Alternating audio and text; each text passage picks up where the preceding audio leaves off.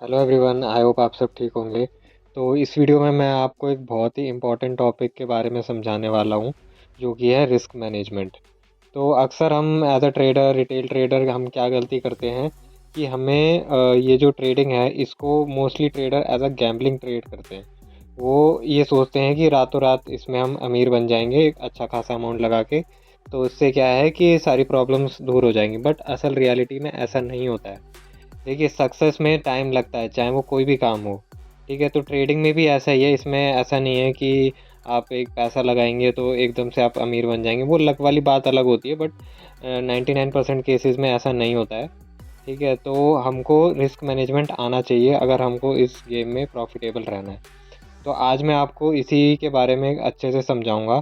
तो इस वीडियो को पूरा ध्यान से देखिएगा, पूरा एंड तक देखिएगा, तो ही आपको ये चीज़ समझ आएगी।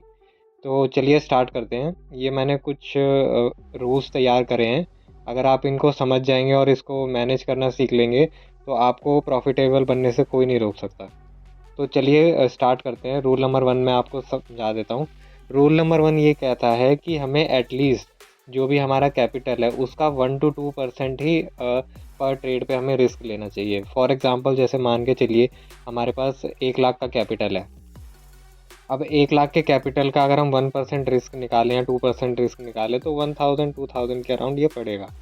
तो जैसा कि हमें पता है, जो इंडियन मार्केट में हम ट्रेड करते हैं तो उसमें 22 ट्रेडिंग सेशंस होते हैं।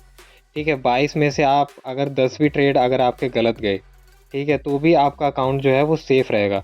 तो भी आपके पास कितने 12 दिन बचे हैं। ठीक है, और 12 दिन में अगर आपका 10 ट्रेड गलत भी हो रहे हैं और 12 ट्रेड अगर आपके सही भी हो रहे हैं, तो भी आपका जो रिस्क रिवॉर्ड है वो उसके हिसाब से आप प्रॉफिटेबल ही रहोगे, आपका अकाउंट सेफ रहेगा। तो ये हमें रूल नंबर 1 सिखाता है। और रूल नंबर 2 पर आते हैं हम। रूल नंबर 2 कहता है कि हमें हमेशा स्टॉप लॉस यूज़ करने चाहिए। अगर हम स्टॉप लॉस यूज़ नहीं करेंगे तो हम अपने अकाउंट को पूरी तरह रिस्क में डाल रहे हैं। ठीक है, तो इसमें हमें ये जानना होता है कि अगर हम जैसे ही ट्रेड लेने वाले हैं, हमें अपना एंट्री प्राइस स्ट्रिक्ट रखना होता है, स्टॉप लॉस भी मैनेज करना होता है और टारगेट प्राइस भी मैनेज करके चलना होता है। अगर हम ऐसे यूज़ नहीं करेंगे तो हमें ट्रेड लेने से कोई फ़ायदा नहीं है, क्योंकि जैसा कि आपको पता है ये गेम प्रोबेबिलिटी का है। इसमें कहते हैं, इसमें कोई प्रोफेशनल नाम की चीज़ नहीं होती है, क्योंकि it's a game of prediction, probability का गेम होता है। और जितनी ज़्यादा आपकी प्रोबेबिलिटी सही रहेगी उसी को हम प्रॉफिटेबल कहते हैं। ठीक है, तो अगर आप एसएल यूज़ नहीं करेंगे तो आप अपने अकाउंट को रिस्क में डाल रहे हैं। तो एसएल ज़रूर यूज़ करिए करिए। तो रूल नंबर 3 पर हम चलते हैं। रूल नंबर 3 हमें सिखाता है पोजीशन साइज़। तो इसका एक फ़ॉर्मूला होता है, जैसे कि आप यहाँ पे देख पा रहे हैं, position size is equal to risk amount, हम कितना रिस्क अमाउंट लगा रहे हैं अपॉन में एंट्री माइनस स्टॉप लॉस। तो इसको एक एग्जांपल से समझते हैं। जैसे कि मान के चलिए आपके पास 50 के कैपिटल है। ठीक है, 50 के कैपिटल है और आप 1% रिस्क ले रहे हैं, तो 50 के का 1% होता है 500। ठीक है, और मान के चलिए आपने एंट्री प्राइस करी है 100 रुपीज़ पे आपने बाय करा। ठीक है, और एसएल आपने यूज़ करा है 95, जो कि होता है 5 पॉइंट। ठीक है, तो हमारी क्वांटिटी किस हिसाब से होगी? अगर जैसे कि इस फार्मूला से हम देखें तो हमने कितने 500 अपॉन में 5, तो हमारा कितना हुआ? 1% हमको रिस्क लेना है ना। तो 1% के हिसाब से 500 अपॉन में 5 इज इक्वल टू 100 यूनिट्स हमने बाय करी। ठीक है, अगर हमने 100 यूनिट्स बाय करी है, अगर 5 पॉइंट का हमारा एसएल भी गया है, तो भी हमारे सिर्फ 500 रुपये ही जाएंगे, इससे ज़्यादा नहीं जाएंगे। ठीक है, तो ये हमको सिखाता है रूल नंबर 3। तो अब हम आ जाते हैं रूल नंबर 4 पे। ठीक है, अब इसमें हमें मैनेज करना होता है रिस्क टू रिवॉर्ड। अब जैसे कि रिस्क टू रिवॉर्ड का मेन मतलब यही होता है कि जैसे कि आपको यहाँ पे दिख रहा है 1:2। तो 1 होता है रिस्क और 2 होता है रिवॉर्ड। ठीक है, अगर आप 2 कमाना चाहते हैं तो क्या आप 1 गंवाने के लिए तैयार हैं? बेसिकली इसका मतलब यही होता है। ठीक है, if you risk 500 you must aim at least 1000, जैसे कि यहाँ पे हमें बताया है। ठीक है, तो हमारा जो सबसे बढ़िया जो सेटअप्स वही होते हैं जो हमको एटलीस्ट डबल का रिवॉर्ड दे। जैसे 1:2, 1:3, 1:4, ये जो होते हैं इनको हम कहते हैं गुड सेटअप्स। बैड सेटअप्स में आते हैं जो हम जैसे इक्वल रखते हैं 50-50। ठीक है, वो एक अच्छे सेटअप्स में नहीं आता है, या 1:2.5। ठीक है, ये सारे रिस्की सेटअप्स होते हैं, तो ये हमको अवॉइड करने चाहिए। तो अब हम आ जाते हैं रूल नंबर 5 पे। तो रूल नंबर 5 हमें क्या कहता है कि जिसमें हमको ओवर ट्रेडिंग से बचना चाहिए, डेली लॉस को हमको लिमिट में रखना है। अगर हम ऐसा रूल सेट करें कि हम पूरे दिन में 3 ट्रेड लेंगे या फिर 3% का ही रिस्क लेंगे, तो ये हमको क्या है कि हमारा अच्छे से रिस्क मैनेज करके चलता है कि इससे अगर हम 3% से ज़्यादा हमको लॉस हो जाएगा तो हम स्टॉप कर देंगे ट्रेडिंग। तो ये हमको बताता है, ये हमारी हेल्प करता है रिवेंज ट्रेडिंग से, इमोशनल ट्रेडिंग से, और हमारे अकाउंट को भी ब्लो होने से रोकता है। तो ये रूल नंबर 5 हमको सिखाता है।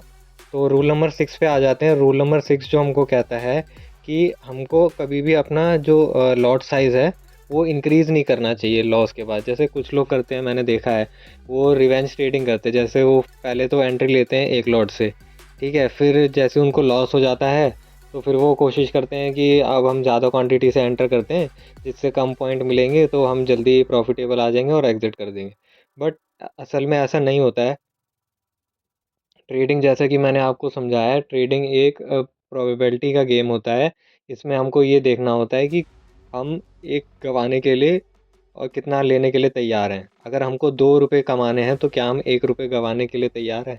बेसिकली ये गेम होता है, ठीक है? तो इसमें हमको जितना भी हम रिस्क लेते हैं, हमको रिस्क को उस हिसाब से मैनेज करके चलना पड़ता है, ठीक है? तो लॉस कवर करने के लिए लॉट बढ़ाना ये is equal to account zero करना होता है, ठीक है? एवरी ट्रेड में हम हमेशा अपने को सेम रिस्क रखना होता है, कभी भी हमको रिस्क बढ़ाना नहीं होता है। इसी को हम कहते हैं डिसिप्लिन ट्रेडिंग, ठीक है? तो ये मैंने आपको 6 पॉइंट समझाए हैं।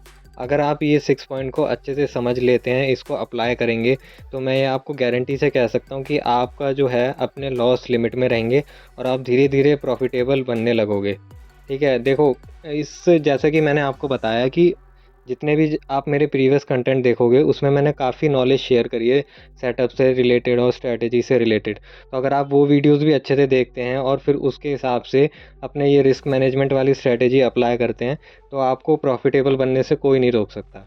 बस मेन चीज़ यही है कि आपको कंसिस्टेंसी रखनी है और डिसिप्लिन रखना है, ठीक है? कभी ग्रीड नहीं आना है कि हाँ, मैंने ये चीज़ कर ली है तो अब मैं इसमें, कहते हैं ना, अब मैं अपनी क्वांटिटी बढ़ाऊँगा ये वो करके ना। तो ये चीज़ हमको नहीं करनी है, हमको सेम चीज़ अप्लाई करना है, स्लो एंड स्टेडी आगे बढ़ना है, ठीक है? अगर आप इस गेम में विनर वही है जिसका अकाउंट सेव है, ठीक है? अगर आपको इस गेम में आगे तक बढ़ना है तो इसमें आपको अपने कैपिटल को सेव रखना होगा। कैपिटल को सेव रखना भी एक प्रॉफ़िटेबल स्ट्रैटेजी होती है, ठीक है? तो आपको ये चीज़ मैनेज करके चलना पड़ेगा, ठीक है? और बाकी यही वीडियो में मेरे को आपको समझाना था कि आपको कैसे रिस्क मैनेजमेंट करना चाहिए।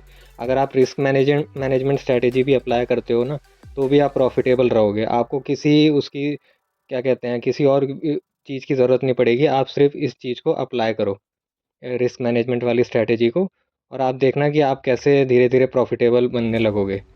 ठीक है, तो इस वीडियो में मेरे को यही समझाना था आपको। बाकी अगर आपके कोई भी डाउट हो, आप मुझसे पूछ सकते हैं। अगर आपको, जैसे मैंने प्रीवियस कंटेंट में काफ़ी नॉलेज शेयर करी है, तो आप उसमें भी जाके देख सकते हैं। उसमें मैंने काफ़ी चीज़ें आपको एनालिसिस वगैरह स्ट्रैटेजी एंड शेयर करी है, तो आप उसको भी सीख सकते हैं और प्लस अपने ये रिस्क मैनेजमेंट वाली स्ट्रैटेजी भी अप्लाई करिएगा, आप ज़रूर प्रॉफिटेबल बनेंगे।